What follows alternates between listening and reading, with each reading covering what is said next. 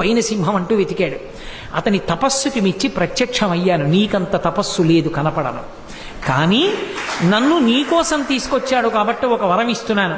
సంతతము నీ వెంట ఉండి నీకు అవసరమైనప్పుడు రక్ష చేస్తానన్నారు. శంకర భగవత్పాదాచార్య స్వామి వారు శ్రీశైల పర్వతం మీద తపస్సు చేసుకుంటుండగా కాపాలికుడు వచ్చి చక్రవర్తి శిరస్సో మీ శిరస్సో కావాలి భైరవుడికి సమర్పించడానికి.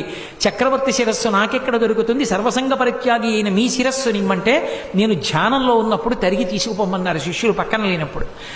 ఆ కాపాలికుడు వచ్చి శిష్యులు పక్కన లేనప్పుడు కంఠం పై ఆ కత్తి పైకెత్తి శంకరాచార్యుల వారి కంఠం మీద వెయ్యబోతున్నాడు. పద్మపాదాచార్యుల వారికి అనుమానం వచ్చింది, గురువు గారికి ఏదో అపకారం జరుగుతోంది. ఒక్కసారి నరసింహస్వామికి నమస్కారం చేశారంతే. ఎక్కడో పాతాళగంగ దగ్గర ఉన్న పద్మపాదాచార్యుల వారు ఒక్క దూకు దూకి శ్రీశైలం కొండ మీద ఉన్న శంకరాచార్యుల వారి దగ్గరికి వచ్చారు.